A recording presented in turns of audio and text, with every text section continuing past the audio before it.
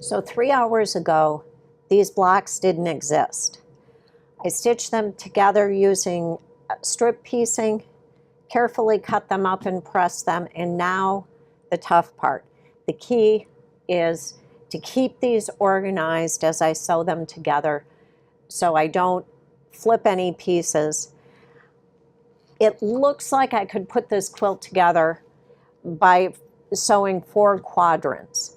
But in fact, if I want the seams to nest nicely, I need to sew straight lines on the diagonal.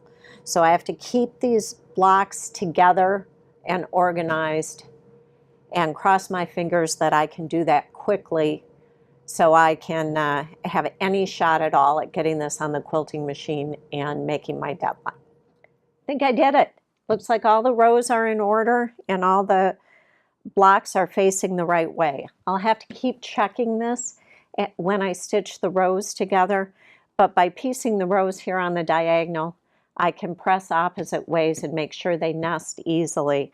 And by doing it without flipping blocks, I don't have to rip, and that's the only way I'm going to get this thing done on time. On to pressing. So this is about to go on the quilting machine. After a lot of soul searching and thinking about it for days and days, as I was designing the quilt and making it, I've decided not to do anything fancy with the negative space. I just like the idea of using linear quilting on such a linear quilt and letting the contrast and the straight lines, the gradations in the line speak for itself. So now I have to decide what color thread am I going to quilt with. I have a concern that the red is going to muddy up the green, and I have a concern that the green will actually take away from the contrast and from the impact of the straight lines. But when I zoom in here, I just get the feeling I want to go with the green. I think it's random in terms of why I'm making the decision. It's just my gut. I like the green. That's what I'm going with.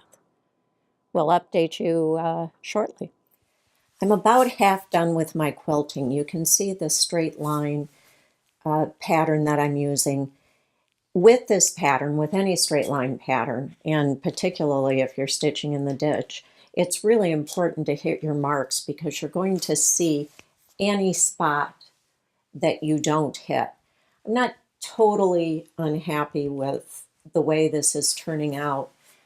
I'm thinking, though, it would be better to have twice as many lines, to add one more line between each of my current lines.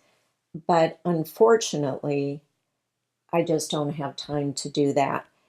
I'm even considering, as I'm looking at it, that the intermittent line should possibly be in the jewel colored thread, but it just isn't going to happen.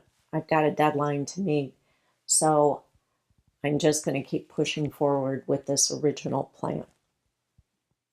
I'm getting close to having this finished, but I'm looking at the center of this quilt, and I think it's just too boring. I think it needs a little something. So I'm going to take a picture of the center of the quilt right on the quilting machine like this. I'm going to take it to my computer. I'm going to try out some different quilting lines, some additional quilting lines, just to add a little bit to the center. I don't want to muck it up. I don't want to make it too busy, but I want to put a little more emphasis on the center than I'm seeing right here. So, wonder what I'll come up with. So there it is, off the quilting machine, even bound and ready to go.